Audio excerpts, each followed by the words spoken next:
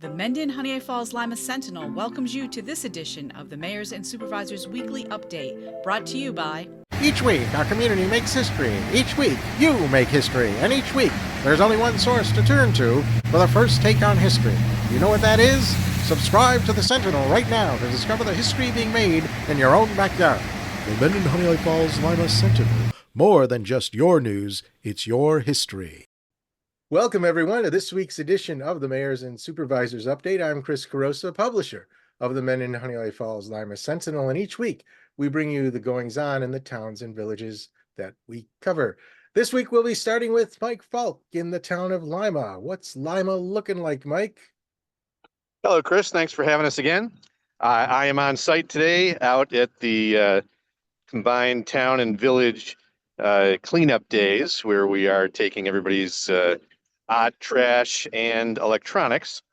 However, I would, at this point, just bringing the camera up, everybody can see this giant pile of brown stuff behind me.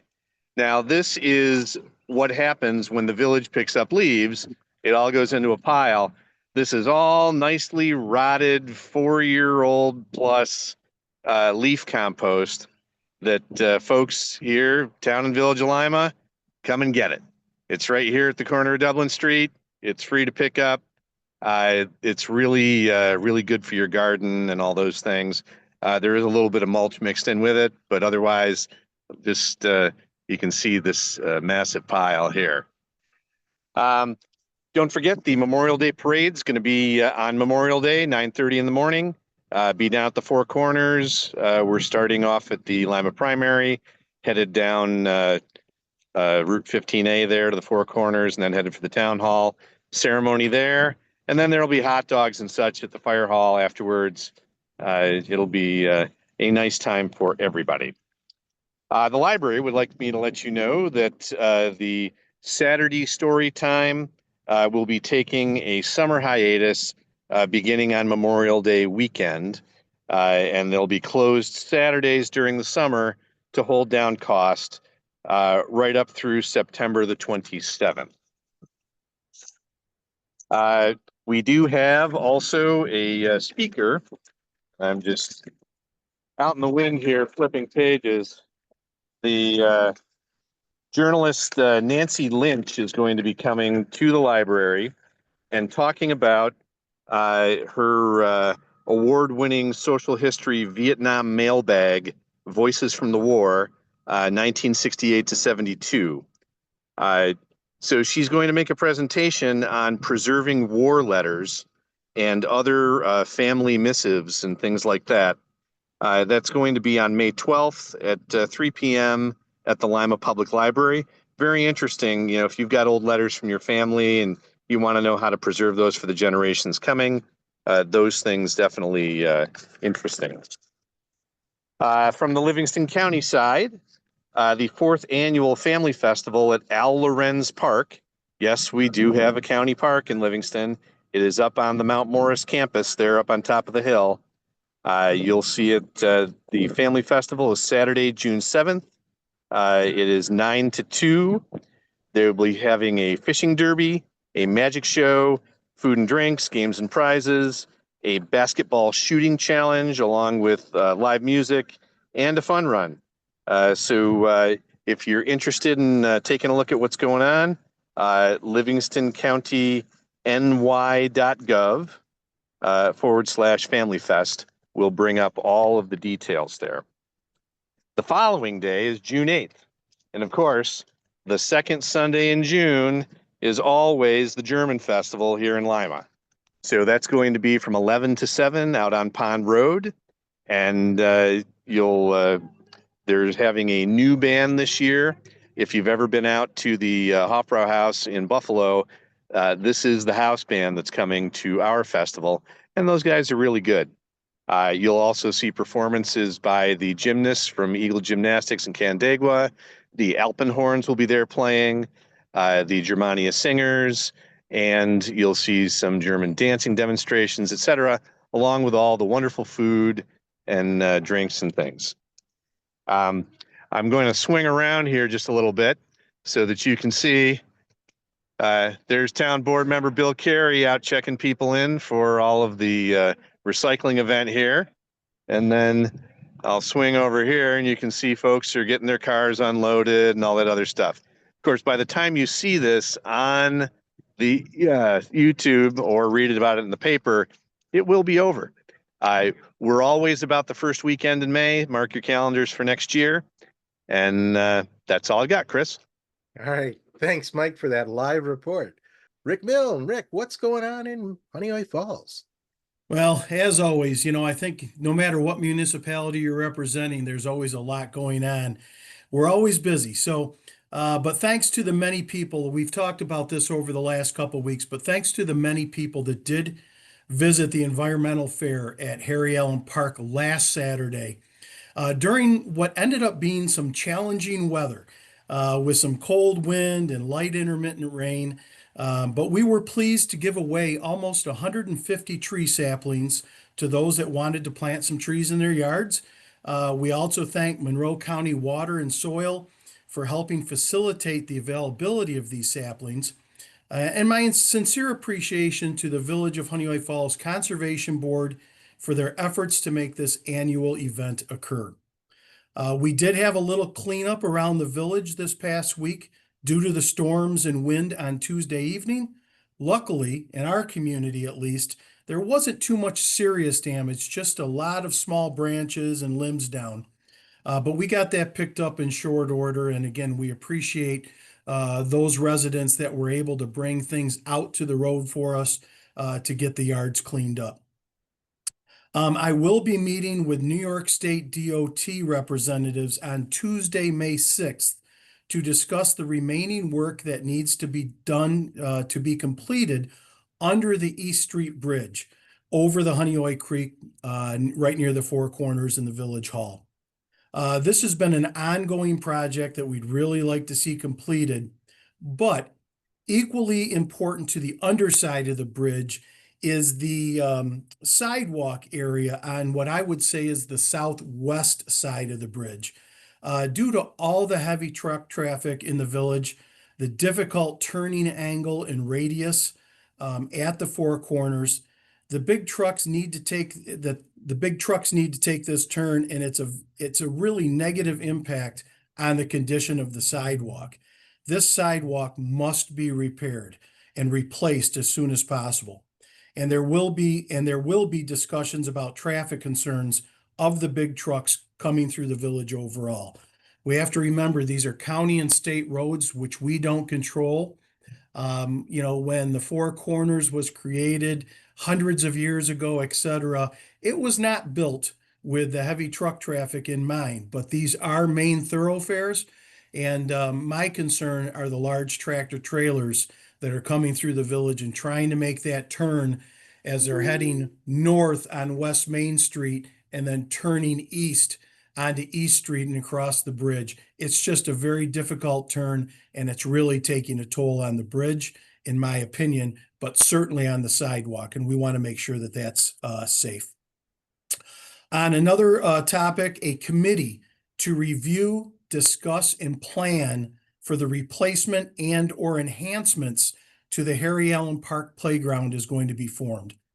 I'm looking for local residents and possibly business owners that may want to take an active role on this committee.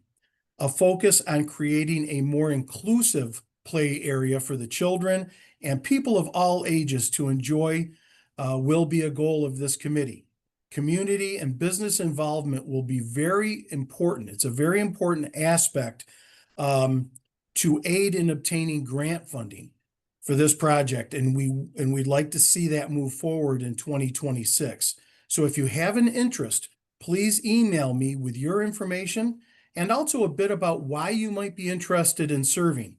Emails can be sent to me at mayor@villageofhoneoyefalls.gov, or send a letter or a note to me at Village Hall, 5 East Street, Honeoye Falls, 14472, and attention, Mayor Rick Milne. I would appreciate that.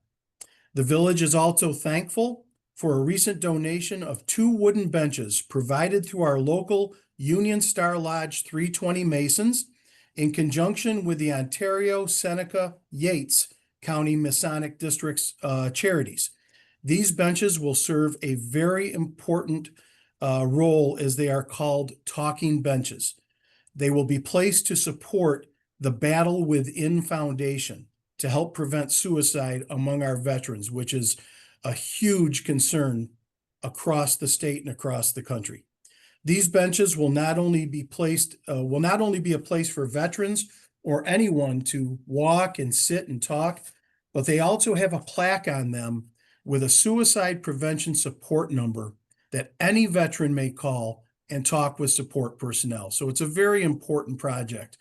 The village is privileged to support this program, and we thank our local and area Masons for promoting this very important program.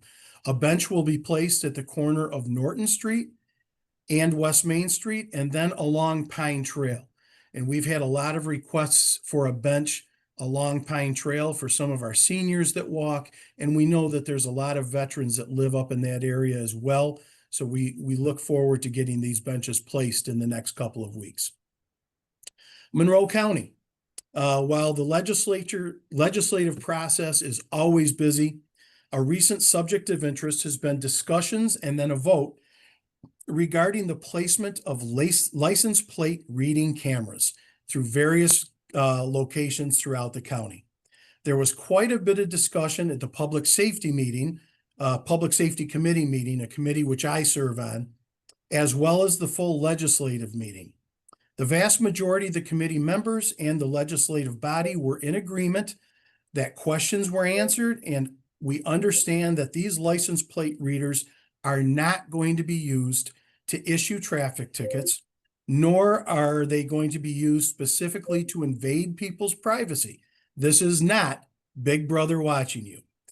They will be used to aid in law enforcement practices, such as looking for stolen vehicles, or to aid in Amber Alert cases, missing person searches where a vehicle is involved, or a specific vehicle that was noted that was involved in an active criminal investigation.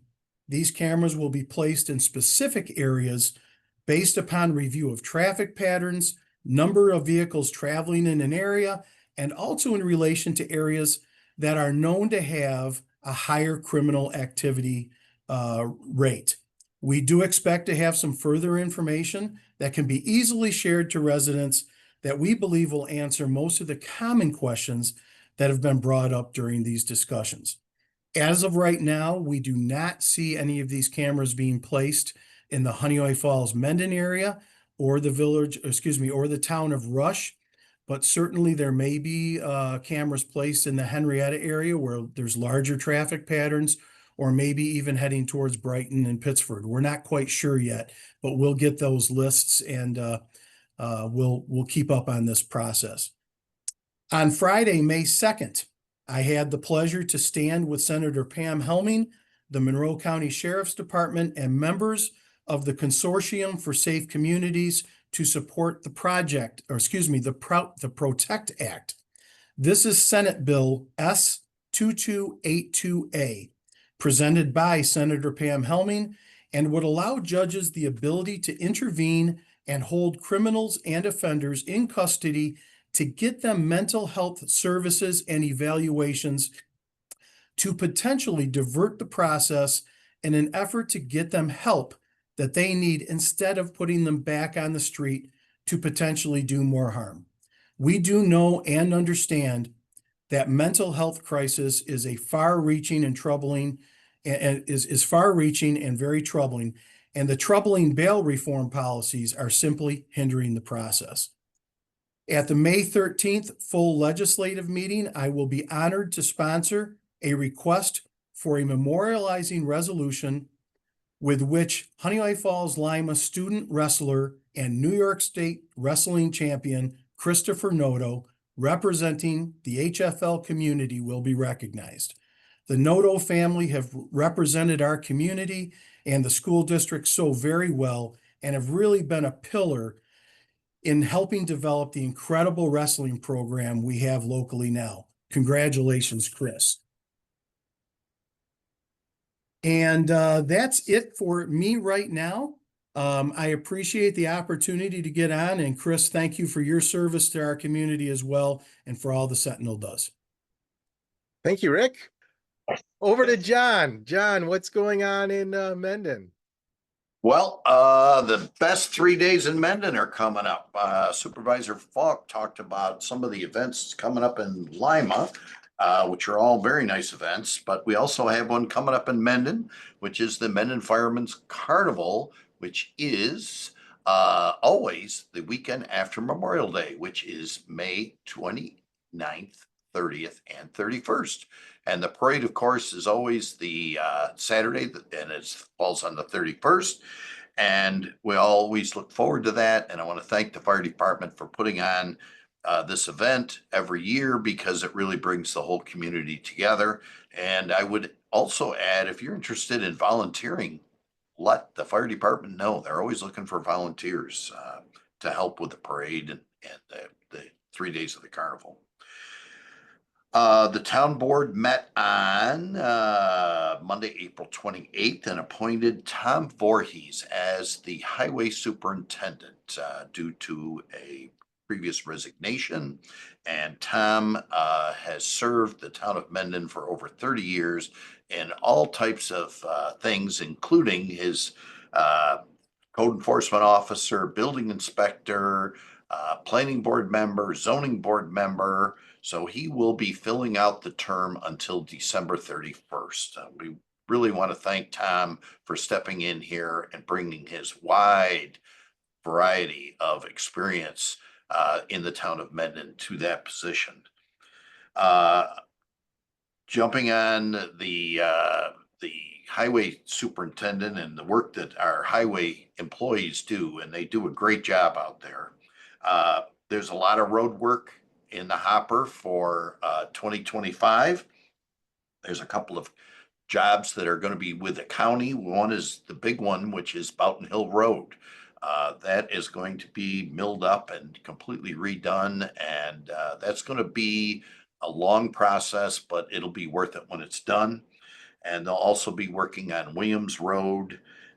We still have several roads in the town roads that they'll be working on, including Mendon Center Road, Parish Road, Plains Road, Schofield Road, Hunt Club, Morgan Chase, and Rolling Plains. So they're going to be busy this year. So please be patient and be aware of the workers working on the road, and but also expect some delays.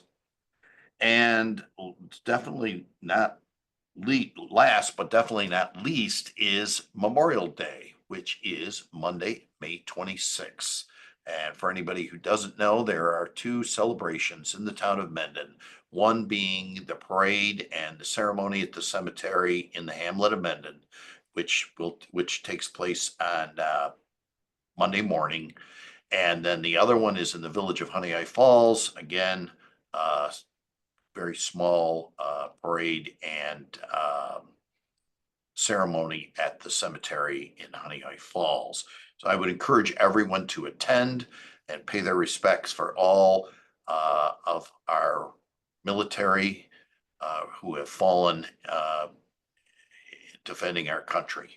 And that should take care of it for today. All right. Thanks, John. Mike, anything more from you?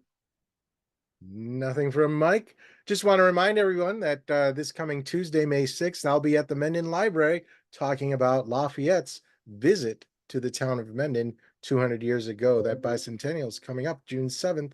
So stay tuned for that. Thank you all for being here. Thank you all for watching. Remember, this program airs every Sunday at 1 o'clock on our Facebook page and YouTube channel. Like the page and subscribe to the channel, and those platforms will notify you when the broadcast begins. Otherwise, you can read about it in the paper next week when we reprint the transcript. That's all for now. We'll see you all later. Bye-bye for now.